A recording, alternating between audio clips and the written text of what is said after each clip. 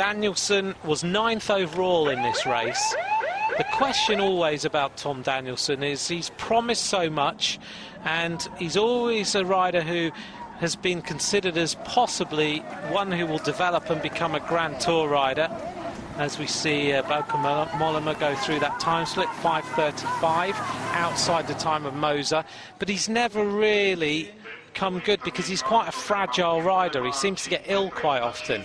But many people behind the scenes are saying that Danielson this might be the year that he really shows in one of these Grand Tours. Well, last year he was top 10 at the Tour de France, wasn't he, Yeah. Tom? So he's had his problems. He was always the eternal hope, everyone talking up as the next Lance Armstrong when he was younger and racing for Saturn. Took a lot of big wins in his early career, but as you said, he's just a bit temperamental. It's more from his temperament and his mentality as much as his physical form. I think he needs to be feeling confident, shall we say.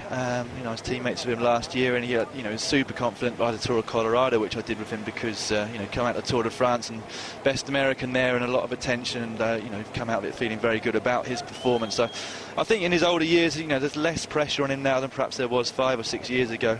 People, of course, he's not the next Lance Armstrong anymore, and so he's just more relaxed going into some of these races. So it'll be interesting. Well, that's some interesting gloves there.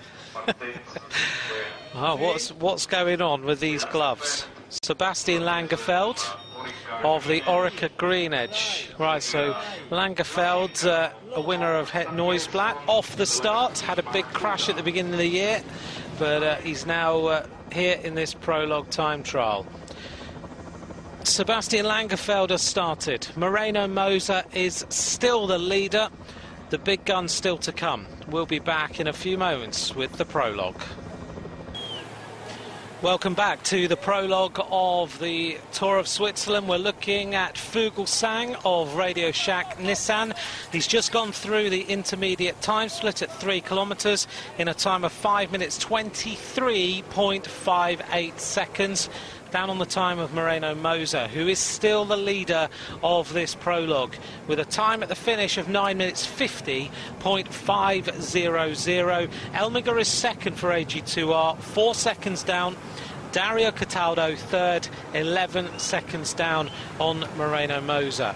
We've seen the start of Keskayov of Astana. The next big names to go, Terpstra at 4:45. We're out on the course with Sebastian Langefeld. Cancellara will go at 4:56.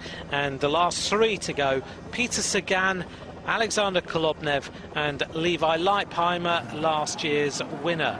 As we wait for Kohler to go through the time split, 5:36.11. Those gloves of Langefeld then? Don't ask me. I'm not sure. I've never seen anything like them on a bike anyway. They're obviously something that Orica Green Edge are trying to see whether the whole Batman look works. Well, we're seeing riders, the skin suits are changing a lot at the moment. They're doing a lot of research in the wind tunnel, and in fact the material, not just the material but also the placement of the seams is making a huge difference, they're finding, to the speed that the riders cut through the air. And of course in a time trial that's what it's all about. You get pushing yourself through the air, especially on flat ones, not quite so much on a course like this as with Tom Danielson. And as I was saying, you can see the seams on the back of the armpits there. They would have been placed there specifically. That's not by chance, that's from a lot of research, and especially the forward-thinking teams, the likes of Garmin, Sky and Orica Green Edge. They're all putting a lot of money and time into making the rides as fast as possible, because of course it's free speed. You go faster without actually having to get any fitter, and that's what it's all about for a lot of these rides. But I've not seen those gloves before, but as I was trying to get around to saying, the material is quicker than skin, so we're seeing a lot of riders with very, very long shorts and very, very long oversocks, because the more you can cover up the skin with the faster skin suit material, the better, effectively. So in terms of just trying to find any little bit of advantage to make you quicker, I always find this time of the season fascinating for a number of reasons. We've got the Dauphiné, which crosses over with the Tour of Switzerland, and it means that you start to see the big Grand Tour contenders, how they're doing and how they're going to do in the Tour de France. If you're a bit geeky and you like the technical stuff, then you also start to see the little additions, the bikes that are getting tested, by the big stars, the skin suits and everything else. And I noticed, you know, Brad in the Dauphiné has been riding slightly different fairings on his handlebars and a few other bits and pieces, even on the arm raisers that he's got, as we see Marcato coming in towards the finish for Vacansoleil.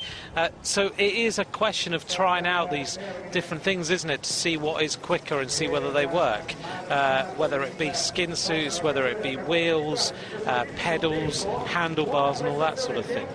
Yeah, it's seventh best time. That's a good time from Mercato, that Italian rider from Vacansoleil. Seventh place for him at the finish. Moses' time looking increasingly good at the intermediate and at the finish. But yeah, going back to what you were saying, it is, well, it's crucial really. I mean, when you're talking about seconds separating people at the end of, the end of the Giro, what was it, 16 seconds in the end between Hejerdal and second place Joaquin Rodriguez. And I'm pretty sure that if, Rodriguez had put as much, or his team had put quite as much effort into, the time trialling and the free speed that I was just talking about, it would have been either much closer or possibly even reversed positions at the end. It is that important, and these teams that I was talking about are putting a lot of time and money into it, and rightly so, because the riders are doing everything they can to be as fit as possible for the right races, putting an enormous amount of effort and sacrifice into getting that top fitness. And so if they then lose it because the bike's not fast, or the skin suit or the helmet or whatever, then it's not a waste of their time, but it's just better to have that free speed. Fuglsang finishes fifth fastest so far, a time of 10 minutes 5 seconds. So Fuglsang also outside the time of Moreno Moser. So you see Fredrik Keskayov of Astana, the Swedish rider. Good time from him. 5 minutes 18.17. Slightly down on the time of Moser, so we'll see what sort of descent Keskayov can produce, because that technical descent through the corners, you've got to make sure you get the right lines through those, and Moser obviously has made absolutely zero mistakes out on the course. And you're talking about free speed, Dan, but you've ridden the Giro, the Dauphiné, Tour de France. You've ridden with the big favourites who are going into those races. What is their mentality like at the Dauphiné, for example, or a race like the Tour of Switzerland we're looking at here, in terms of really getting all their equipment and everything right with the team before the Tour? How critical is it? Well, in terms of equipment, most of the riders that are going to be favourites to be on the podium at the Tour de France, that should have been sorted a long time ago. The equipment side of things is really something that the teams need to work on over the winter before the riders even start racing, because you don't want to be changing position or equipment really in the middle of the season. You want to get used to it, training before your first race, and then in the first races possibly make any minor adjustments then before, way before the Tour de France comes. In terms of the mentality of the riders, it just depends very much on the ride. I mean, we can see the results of the Dauphiné over the past number of days. It's been on Eurosport. There's Wiggins and is on top form already, and he's probably somebody that just likes to be feeling like he's going well and build confidence from that. And at the other end of the scale, we've got Andy Schleck that's trying to sort of calm his doubters and saying I'll be there for the Tour de France, and he's not somebody that needs results before the Tour, and we've seen that before. He wasn't on top form for previous editions of this race, the Tour de Suisse, but he's still been there for the Tour de France. So it just very much depends on the rider and how confident they are in their own preparations and what they like to be doing on the run-up. If they need to be winning for their own mentality, as it were, and motivation, then they'll all be on pretty good form and very concentrated, and others will be just confident that they're going to get to the Tour on good form, and they just need those extra miles in the legs from these races. Nick Nguyen starts for Saxo Bank, a rider who had tremendous last season, coming back out of the wilderness really, but this year he's had that terrible crash and he's fighting his way back from it. And as we look here at Nicky Terpstra now, before the start you mentioned Nicky Terpstra, who has had a great season this year, as a rider who might produce something here. Yeah, he's got a good history of prologues, especially of this sort of distance, and I think recently, I can't remember the exact race, but I think he's pulled out a big result in the last 2 or 3 weeks, if my memory serves me correctly.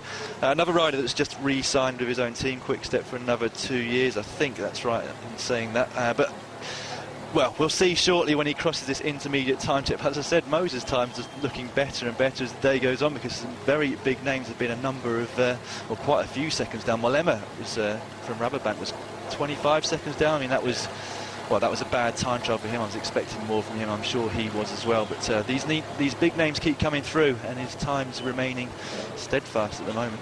Nicholas Roach has finished 14th quickest so far, 24 seconds down for Nicholas Roach as we watch Terpstra going up this climb. It is a difficult one. You really have to get the measure of this climb, as some of the youngsters out there on the course just enjoying the fact that the top pros are here, and we will get an idea of Nicky Terpstra's time split shortly. Just working his way up towards the top of the climb, and he's go whooshing down this descent into the finish. Right, next rider to arrive at the finish line will be Tom Danielson. We talked a little bit about him at the start, but this prologue is not to his liking. No, he's going to finish 20th so far, 10:16.41 for Tom Danielson.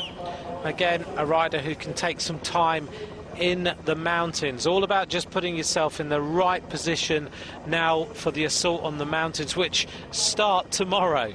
There's no little bits of rolling countryside in this Tour de Suisse. It's all about tomorrow. We go straight to the top of Verbier, which is about 1,497 metres above sea level. That's going to be a very difficult day. Watching Kesekayov heading towards the finish now. Along the side of the water, magnificent area to finish a prologue, and that's a good time. 9:58.10 for the rider from Astana, and that is good enough for third place. So Cataldo will drop down to fourth, and Kesekayov will slot in to third place. Good performance from him. Yeah, very good performance. He was very good last year at the Vuelta for at least the first 2 weeks. I think he was sitting in third or fourth place overall for a long time before gradually dropping down in the last week. Not seeing quite so much of him this year, but that's yeah, very good performance, and former mountain biker. So along with the likes of Hejerdal and Evans, who've both won Grand Tours, of course, in their own right now, he's also making that made that move across and really starting to bear fruition for him now. There's the current standing. So Moser leads, Elmager's second, Kesekayov is third, Cataldo in fourth place, Slagter in fifth, and Fuglsang is in sixth place. So as we look at Nuyens out on the course, the big stars will be starting soon, and we'll bring you those riders shortly. Bye for now. Welcome back to the prologue of the Tour of Switzerland. 9 days, always in the mountains, and a good indicator for the Tour de France. Well, we've just seen Valverde start during the break, and Mikko Nievi is out on the course as well. We're live here with Laurens ten Dam of the Rabobank squads. The Swiss fans are all getting ready for the start of the big star of, as far as they're concerned, of international bike racing. We're waiting for the start of Fabian Cancellara. Spartacus will be out on this prologue and looking to try and set the fastest time. The fastest rider so far, Moreno Moser, 9:50.500. Swiss rider in second place, Martin Elmiger. And we've seen Kesekayov. You can tell that Spartacus has arrived. The crowd cheering. Here he is, the man who is looking to now try and set the time which will win this prologue. He's a former winner of this race, of course, a couple of years ago with a tremendous performance. Cancellara, the winner in 2009, ahead of Tony Martin and Roman Kreuziger. It's always exciting when the fans get worked up about one particular rider getting started in a prologue like this. And Moser looking on thinking, I hope he's not on the top of his game yet. Yeah, big build-up. This is the start of it for Fabian Cancellara in terms of building up for that Olympic time trial. He's got this race, he's got the Tour de France, where of course he'll be working for the Schlecks, and this is a big moment for him now. Let's see how much he's improved since his injury in April. Here he goes, the World Championship bands around that skin suit, and he will be cheered all the way along the route. So Cancellara already off and running. Let's see how he does at the intermediate time split. And the crowd's thriving on the start of Cancellara. So the time to beat, 9:50.500. We'll get the time split at 3 kilometres and a good indicator of how he's doing. The next few riders to go, because that isn't the last rider to start, will be Brent Bookwalter of BMC. We'll also see Tyler Farrar, Roman Kreuziger, who rode so well at the Giro d'Italia with a stage win, had a terrible day to lose a load of time, and he was very disappointed with himself in not quite staying there in the mountains that he did expect to do. Nordag will be starting at 5:02, followed by Sagan, Kolobnev and Levi Leipheimer. So Cancellara, can he now produce the performance on this hill? Lawrence ten Dam continuing with the climb. You've really got to measure your effort up here, haven't you? So I guess from a rider's point of view, you don't want to go flying into the bottom of this climb. You've got to keep a controlled ride all the way up the climb. Yeah, you can't go too deep into the red, as we say, at the bottom of the climb, but you can go into the red by the top, because once they get over the crest here, they've got quite a long downhill in which to recover before that last. It's just under 2 kilometres of flat road to the finish. Well, look at Fabian already. We haven't seen the start of this course, but we can see how fast he is going already. I think in terms of today's stage win, the man in your picture now, Fabian Cancellara, he's one of the only ones that's really going to have a chance, I think, of taking that best time from Moser of Liquigas. And another one is Sagan, as you said, third last year, Moser's teammate of Liquigas. Looking beyond him, Bookwalter, that should have started or just come out the start gates now, he was a surprise second place, I think, a couple of years ago in the Giro that I did in 2010, and he's become a notable prologue rider, so he could also have a chance to see what their form's like here today. Well, last year in this prologue, which was again in Lugano, we saw Cancellara win against TJ Van Garderen.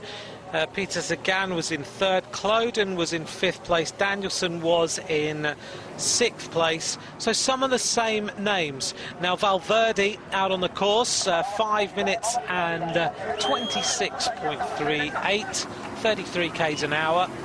I'm told that Alejandro Valverde firmly believes that he can win the Tour de France this year. Well, looking at that, I was expecting a little bit more from Valverde on the intermediate time shift at the top of the climb there. Interesting to see at the Tour. Everyone's talking about Evans and Wiggins being the top favourites, but of course there's a few here, including Valverde, Gesink, etc, etc. Albacini here, he won the Tour of Catalunya a few months ago, which was a little bit of a surprise at the time, but he hasn't got those rubber gloves on, so maybe they're not compulsory for the Green Edge riders. Orica Green Edge, sponsored by Marigold gloves now, judging by Sebastian Langerfeld's attire.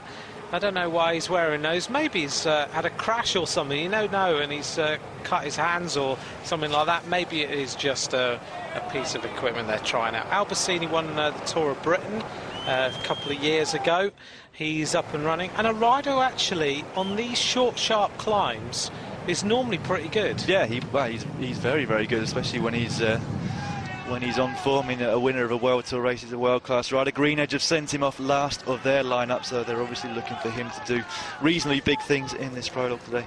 Cancellara around the right-hander, and he's in a little gear, spinning nicely, keeping the tempo very high. Also on the aero bars as well. Here is Tyler Farrar of Garmin Barracuda. He gets started, he's the last rider to go, and maybe they're thinking that Tyler could produce a good prologue today for this Garmin Barracuda team. There's not many chances in this race for sprinters. No, he's a good prologue rider, Tyler. He's pulled out a few top tens in the past, and I think in some of the shorter ones like the Delta Zeeland Tour, he's won the prologue, I think, before. I might be wrong in saying that, but certainly he's got some prowess in this, but I just think that climb's a little bit too long for him to really get into the top 5 or 10 possibly today. Former Maglia Bianca of the Giro d'Italia, here is Roman Kreuziger as he gets set for his prologue time trial of 7.3 kilometres. Now this man, a lot of people were tipping to win the Giro. He had one bad day. But he came back, fought back to win on the Alpe de Pampiago, looked really good that day, and got better and better then as the race went on. It just shows you one bad day, and that just sorts everything. Well, yeah, it's happened to a lot of riders in the past. Ulrich back in '98 when Pantani took advantage. Cadel Evans, when he first made his transition over to the road and was in the pink jersey at the Giro, also famously, you know. Oh, let's have a look at Cancellara. Oh, he's a little way off. Wow. So the time of Moser, well, you've been saying, Dan, it is a very good time, 5:11.11, and Cancellara is 9.09 seconds outside, 5:20.20 for Cancellara. Now that is a surprise. In some ways, it's a surprise. We wouldn't normally expect to see Cancellara outside the top 10 in a split or at the end of a time trial. But as I said, he hasn't had the same preparation as normal. That collarbone injury, I think, took a long while to get over. It was shattered in a couple of places. It wasn't a simple one to fix, and he's obviously taken a little while to get back into form. He's lacking a little bit of races, but I'm sure he's a class athlete, and he's going to be back to his best form by the Olympics. I'm sure about that. Laurens ten Dam heading towards the finish line now. His time is going to be a good one, just inside the top 10. 10:06.07 for Laurens ten Dam of Rabobank. Obviously looking for the rest of the week as we join up out on the course with Michael Albacini, Swiss rider for the Orica Green Edge team. This Australian super squad, which has been built over the last year or so and already producing some fantastic results, with Gerrans winning Milano San Remo, many stage wins and other race victories, and Albacini, he's looking pretty good already on this course. As we go back to the start of this man who is supremely good in sprints and climbs and everything else, Peter Sagan, the third last rider to go, riding for Liquigas, and who's to say Sagan won't produce a sparkling performance this afternoon? I think he's going to do a great ride. I wouldn't be surprised to see a Liquigas 1-2 at the way things are going here at the moment. Here is the arrival of Alejandro Valverde of Movistar. Finishes in 10:14.11, so that's not going to trouble the lead of Moreno Moser at all. Right, this is what Cancellara's good at. Going through the corners like he's cornering on rails, and we'll see whether he can pull some time back. He's in a big gear, and he is absolutely flat out, following that motorbike in front of him just to get an idea of what sort of contours the corners are going to go in. Oh, we go back with the replay. Did he overcook it? Right on time when I was saying he's right on rails, so it didn't look too bad, but he did lose a little bit of pace through that corner where his teammate Frank Schleck also made a mistake. Yeah, well, I think Fabian went through that pretty well from what I could see on that slow-mo replay. Then it was a surprise to see Schleck going slightly off course, considering he probably did the course 2 or 3 times this morning. Wow, this is a good time by the looks of it. Yeah, here is Michael Albacini, the Swiss rider, and he is the first rider we've seen get anywhere close to Moreno Moser. 5:14.02. 5:14.02 for Albacini, and that's a good performance. Well, if that translates to the finish, he's going to go pretty close to Moreno Moser. Yeah, great ride. I mean, what a year they're having, Orica Green Edge. First year, as you said, first World Tour team for Australia. Won the national championships with Gerrans, who then went on to win the Tour Down Under and Milan San Remo. This guy here, as I said, he won the Tour of Catalonia, another World Tour event.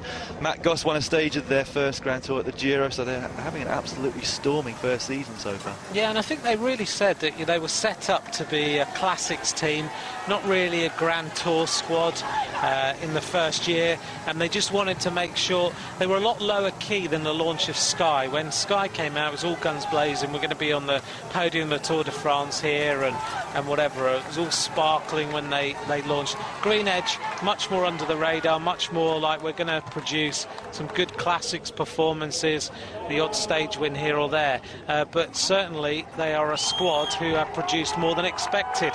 But Cancellara, having gone through that time split slower than Moser, look at the speed of Cancellara as he heads now towards the finish line, and he is sprinting flat out to try and beat this time of 9:50.50. Can Cancellara do it? It's looking close. Here he is, powering his way towards the finish. 9:47.61. Whoa! So 14 seconds Fabian made up on the second half of the course. It's predominantly downhill, of course. Only that last just under 2 kilometres of flat, and well, there you go. That's how to pace a prologue time trial. Oh, that is a perfect example of how to get a prologue time trial absolutely nailed. Cancellara producing an incredible descent, 9:47.61, and he goes top of the leaderboard.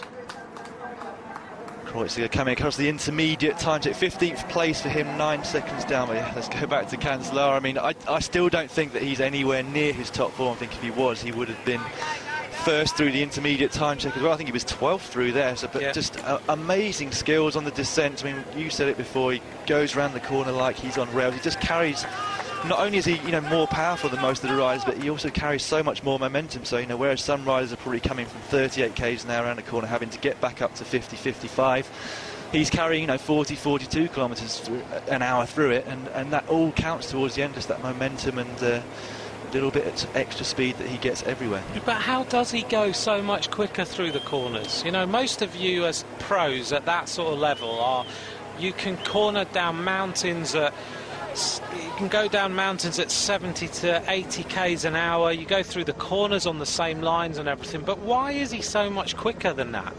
It's not something that you can explain, I don't think. I mean, he's a stockier rider, and that sort of lowers your centre of gravity a bit and gives you just slightly more grip around the corners, but mostly it's just about confidence and bike handling. Some riders, as we know, Nibali, you know, a great descender and so much better than the likes of Basso that can perhaps lose a little bit of time down the mountains, but Cancellara is just technically so good in every aspect, and especially, as you said, on the descent and on the corners. It's amazing to watch, especially on something like San Remo, down the descent of the Poggio towards the finish. It's really something amazing to see on your TV screens. So just to recap for you then, the current standings at the finish line. Fabian Cancellara has delighted the Swiss fans. Well, let's just switch back, though, before we give you that update, because Peter Sagan has gone through the time split now in 5:14.12. 5:14.12 for Sagan, and that is a good time. And that is 6 seconds quicker than Cancellara. Yeah, 3 seconds behind his teammate Moser at that time check. But as you said, more importantly, 6 seconds up on Cancellara. So Sagan also has a mountain bike background. He's an extremely good bike handler. We saw last year on I was watching it on Eurosport myself, actually, when he caught Damiano Cunego, who's a very, very good descender in his own right on a very technical mountain downhill. So he could, it's going to be close to the finish, I think, for Sagan and Cancellara. Another Swiss rider, Michael Albertini. Well, he was a lot quicker than Cancellara through the time split. He was 6 seconds quicker than Cancellara. But at the finish line now, he hits it. He stops the clock in 10:00:59, and Cancellara took 13 seconds, is 13 seconds quicker than him at the finish line, but also he's taken 19 seconds out of him since the time split. It's pretty unbelievable. I mean, I just wasn't expecting that in the second half. I knew he was going to go quick. I saw he was 9 seconds down. I was thinking, well, he probably won't be any more than 9 seconds down by the finish, but he wasn't more than 9 seconds down. He was 4 seconds up. Very impressive. So the current standings, we'll go back to those now. Look at the descent of Sagan. This is really impressive. Cancellara leads 9:47.610. Moser 3 seconds down. Look at the cornering of Sagan. There is absolutely nothing being held back. The motorbike finding it difficult to stay away from him. So he loops around there. He's right on the curve, is Sagan. This is impressive. Now, we've said Cancellara can corner, but this man is right on the limit. Yeah, the other thing for these two guys, and Cancellara's noted for it as well, is that they can sprint at a very high power out of the corner. So of course you get back up to your top sort of cruising speed very, very quickly. Sagan is also a very, very good sprinter. 4 stages, I think, in California recently in sprint finishes. So they get up to speed so quickly, but that's an amazing descent we just saw there. Well, Levi Leipheimer was last year's winner, and he's way off the pace on this intermediate time split. The last rider to start, Leipheimer not having the best of starts to the prologue of a race that he's trying to defend. So we're waiting for the arrival of the rider now from Garmin, Tyler Farrar. He hits the line there, we don't get his time, and followed by Roman Kreuziger. Kreuziger's time is going to be somewhere around about the 10-minute mark. Cancellara's 9:47.61 as Kreuziger stops the clock now, and that is 10:02.71, good enough for 7th place. But Sagan is cruising. Good ride by Kreuziger. I think he'll be pretty pleased with that, and this is his first race after the Giro and probably the last race before a break, so he'll be looking to do something over this week. But this is going to be the next very, very interesting time. The only person I think now that's got a chance of taking the stage victory today. So we'll see what sort of performance he can produce at the finish line. Leipheimer is off the pace, and we're not going to see really any descent similar to that of Cancellara, but this man certainly, he went through the time split and he looked quick in 5:14.12. Albacini went through in 5:14.02 and then lost a load of time on the run-in. Cancellara was at 5:20.20. Sagan was 6 seconds quicker, and the way he is cruising to these corners, he does look like he could produce a time close to Cancellara. Sagan is ripping it along here. 500 metres now to go to the line, and we're going to pick him up on the static cameras. Here is Peter Sagan. Look at the pace now of him. 9:47.61 is the time to beat. Sagan goes cruising round that corner, and now he needs to sprint all the way to the line. Can he beat the time of the Swiss rider that everyone wants to win this prologue here in Lugano? Can he quieten the Swiss crowd? 9:37 through that corner. 9:47.61 to beat. Sagan blitzes the time. He's 3.06 seconds quicker than Cancellara, but Peter Sagan will win the prologue. I don't think there's any doubt about that. That is a stunning ride from Sagan. What can you say about this ride? He's just an absolute phenomenon. Just when was the last time we saw a rider that can win multiple sprint stages, climb with the absolute best we saw last year in the Tour of Switzerland, and now, you know, he's winning prologues as well against the likes of Cancellara. What a descent that was. When he came through 500 metres to go, he had just over 30 seconds to get inside the time, so you can see from that he averaged over 60 kilometres per hour in that last 500 metres. So what an amazing rider he is. So averaging 60 k's an hour, so what's that, 38 miles an hour, something like that? Didn't even have oversocks on. I'm glad you noticed that. So even if he puts some oversocks on, I'll give him another second. Well, we'll see what Leipheimer produces. You know, I'm discounting him as #1 defending champion and everything, but I can't see him coming back to beat that time of Peter Sagan. But we've been wrong before and we'll be wrong again. Let's see what happens out here on the course. But I think we can pretty much safely say that Peter Sagan is going to take the prologue time trial in this race. Tomorrow we're going to head up into the mountains. We're going to finish in Verbier, but that is very, very impressive indeed. And he's been racing all season, you know, he hasn't missed much, has he? He's been I saw him at the beginning of the year in Oman. He rode really well there. He was in with a shout in the, and you're right, on the big climbs even. You know, he's there on the powerhouse climbs. He can win sprints, and now he's looking like a prologue rider. Yeah, I mean, the biggest problem for somebody with that amount of talent is choosing which, you know, which bit to specialise in, basically. Do you want to carry on winning bunch sprints, or does he want to make himself into somebody that can contend for the Grand Tours, or does he want to win, you know, Paris-Roubaix of Tour of Flanders? He's capable of pretty much everything. He's so young still. It'd be very interesting to see which way he goes the next few years. Well, we'll give Levi Leipheimer the time he deserves out here on the course as last year's winner. Leipheimer has that unique time trial style, really close to, the hands are really close to his head to keep that frontal area really tight, but his time is going to be 10 minutes 24.49. He is 57th fastest. He had that accident out on training when he got hit by a car as well, and that's the second rider we've mentioned today getting hit by a car. But he's fought himself back into form, and he'll now just hone his form ready for the Tour de France.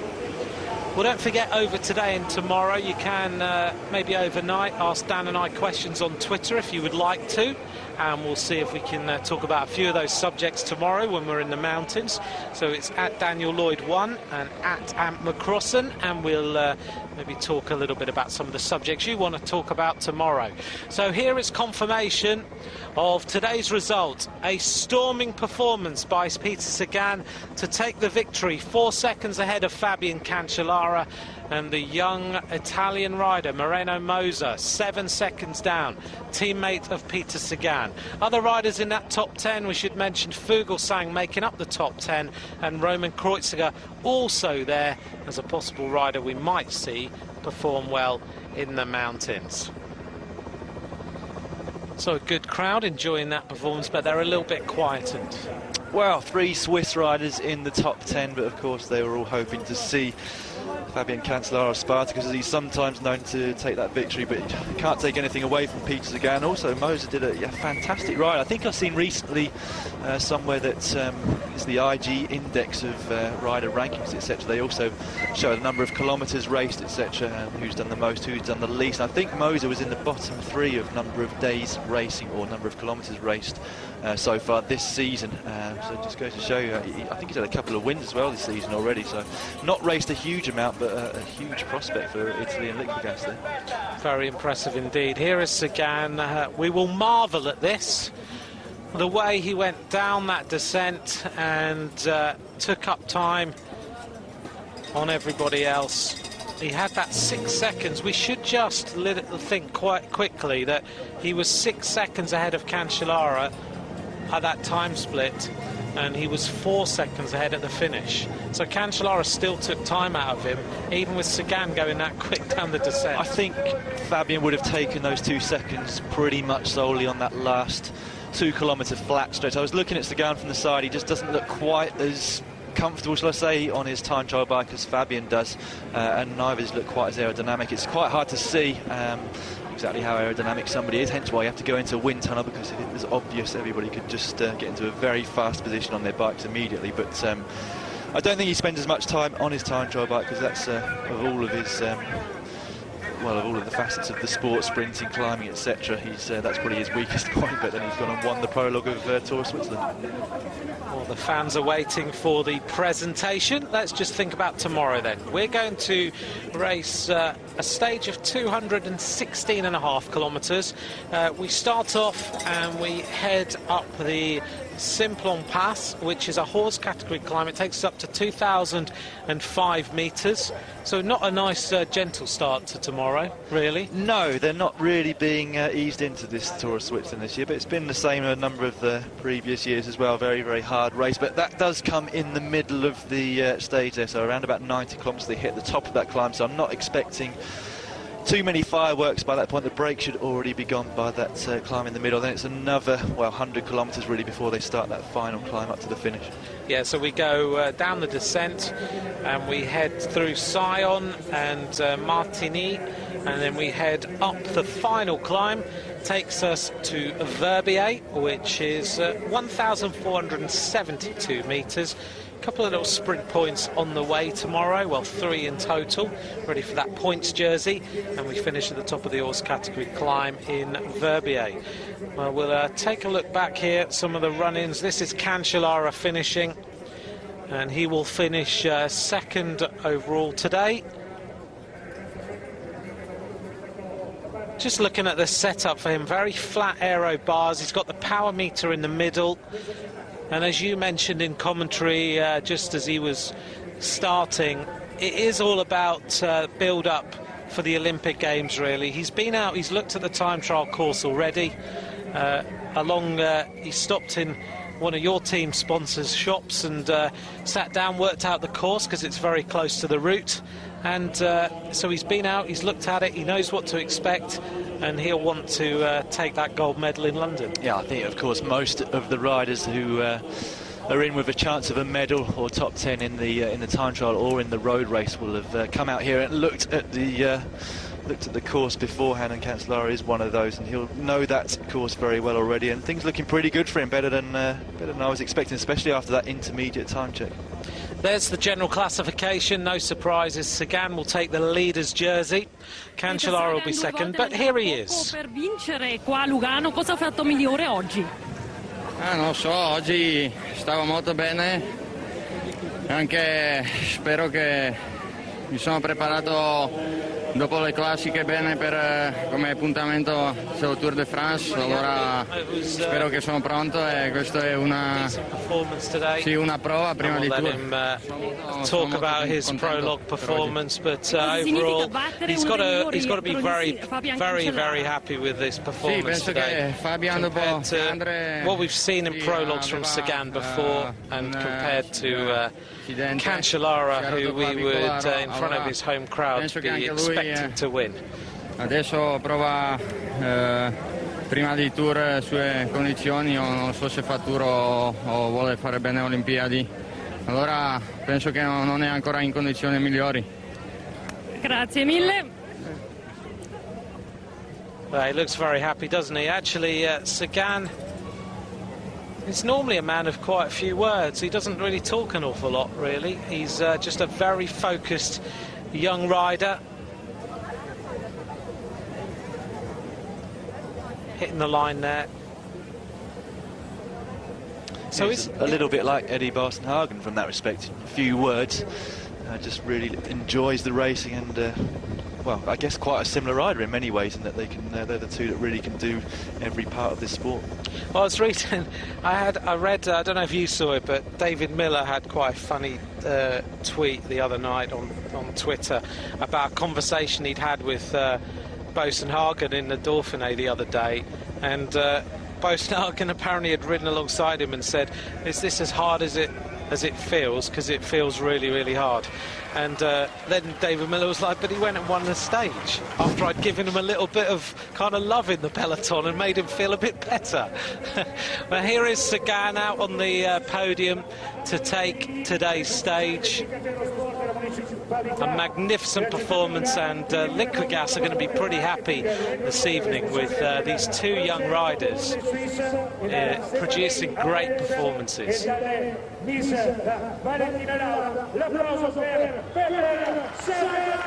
Peter Sagan taking the applause of the crowd, and in the background the announcer of the Giro d'Italia, Stefano Bertolotti, is announcing him onto the stage, because we do go into Italy during this race, of course.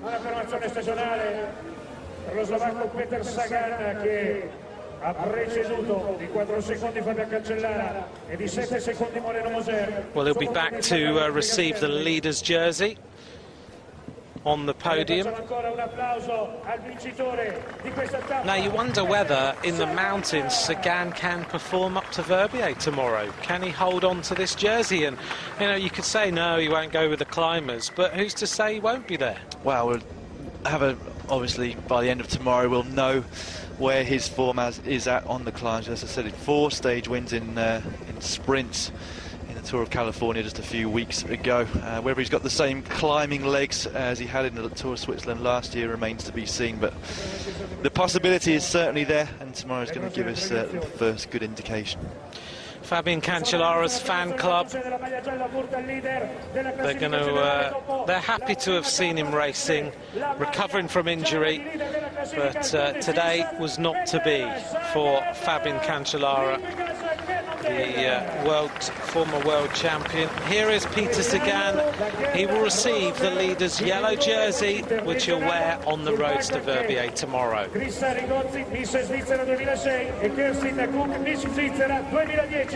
Leader alla Tour de Suisse, Peter Sagan.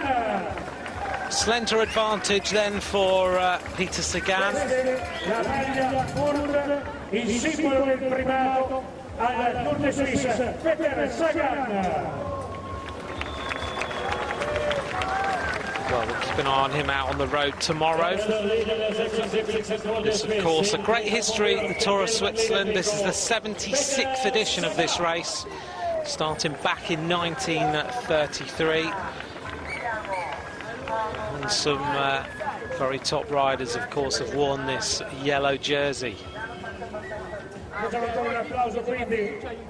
Interesting to see how he does go tomorrow. I mean, sort of slender advantage over Cancellara, but I'm not expecting to see Fabian up there on this mountain finish tomorrow. He has won this race overall before, but I don't think that he's going to be contesting anything on the mountains. I think he'll be helping Frank Schleck and Fuglsang amongst others in his team. So when you look at the, I think Kesiakov's really the first GC rider out of those in the top 10. Albacini, I'm sure, will be up there as well. So he's got a little bit more time to play with over those guys. 15 seconds is his advantage over Kesiakov at the moment. Yeah, and Kreuziger and Fuglsang have put themselves in with the right place. You know, they're in the top 10. They can now just focus on tomorrow's mountain stage. Very important to come out fighting at the bottom of that climb of Verbier tomorrow. Should be a really, really exciting finish. And I hope all of you are going to join Dan and I tomorrow to bring you that action. So much cycling on Eurosport at the moment, with the build-up to the Tour de France. Well, he's going to get a great reception. Here is Fabian Cancellara, and his fan club are giving him a big, big shout. It's a bit like me for that. A bit like that for me in Bournemouth, or something. Yeah, you can't walk down the street, can you? Okay, well, there is Cancellara. He'll wear this jersey tomorrow. So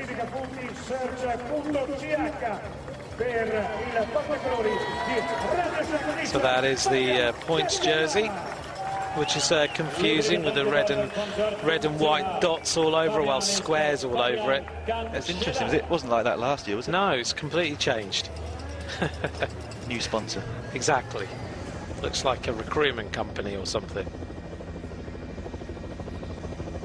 Well, at least everyone has been able to give Cancellara a greeting on the podium. They were certainly waiting for that. But this is a wonderful setting. You can't get much better for the start of a bike race down in Lugano.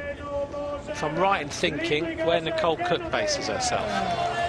Yes, Evans around there somewhere as well. It certainly didn't look like this weather when I was doing the Grand Prix Lugano a few years ago. So Moreno onto the stage to pull on the green jersey. What a great performance from him today. To hold the lead all the way until Cancellara raced across the line.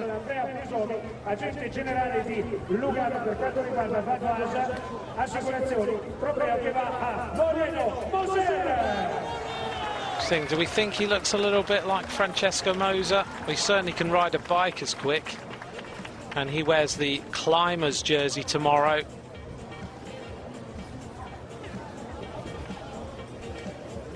So just get used to these different jerseys. Yellow's fine, that's the leader. And then the other one's slightly round the wrong way compared to what we normally see. But we'll keep an eye on these tomorrow.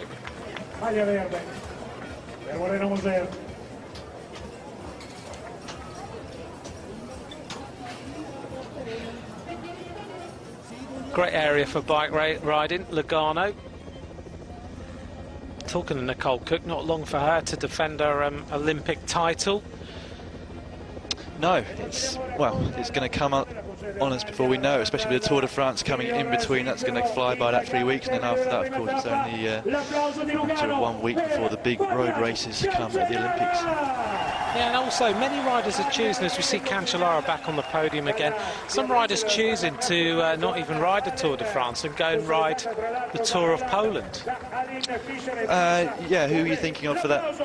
Well, Boonen in particular has, I think, decided he's going to go and ride the Tour of Poland instead of the Tour de France. Yeah, some people don't need quite as much racing, and of course, if you start the Tour de France, it's not the kind of race that you really should be pulling out of to prepare for the Olympics, even though it is a huge race in itself. The Olympics, the Tour de France, really the biggest event in cycling. Obviously commands a lot of respect from the riders. I think Torushoff is another guy that's going to Tour of Poland, but that's not so much out of choice. I don't think he's been suffering a little bit from a virus that they're trying to find out what it is. So he's been forced out of the BMC Tour squad, which is obviously going to be looking after the defending the win last year from Cade 11, so he's another one that's going off to the Tour of Poland as well in preparation this year.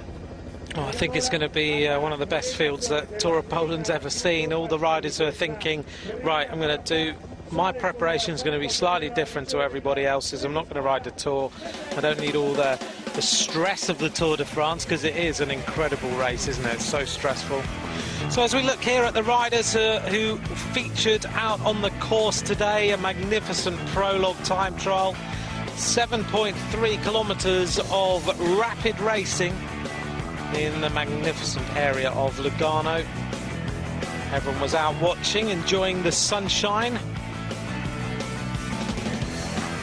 Difficult little climb for the riders up to that 3 kilometre point, but the man who set the road alight was without doubt Peter Sagan. A stunning prologue from him to take the first leader's jersey of this year's race. 9 days will decide who wins one of the top build-up races to the 2012 Tour de France and then the Olympic Games.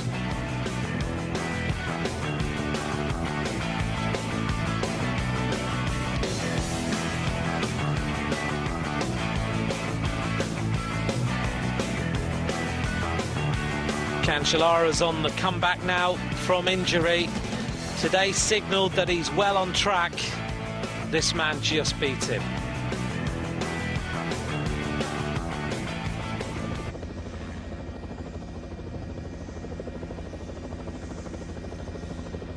As we look out across the area of today's prologue, let's take a look at what these riders are going to face tomorrow. We've talked a little bit about it so far.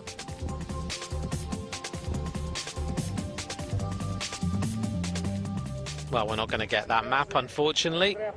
As we look across the crowd who have enjoyed a great start to this year's race.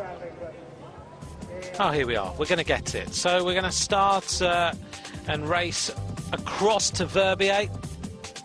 Here is a little bit of a different look as we go across through the valley. We do around about 46 kilometres of relatively flat roads before we start to climb up towards the Simplon Pass, which is pretty high, 2,005 metres. If we compare that to something like the Stelvio in the Giro that we've been enjoying in the last few weeks, the Stelvio's 2,700 metres, so there's a lot of climbing to be done tomorrow.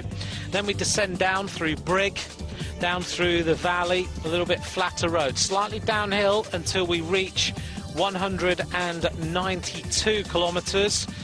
And the riders know when they hit Martigny, they go through a couple of little sprint points on the way, and then we start the final climb where we're going to look for the general classification riders up through the hairpins to 1,472 metres, takes us to the ski town of Verbier.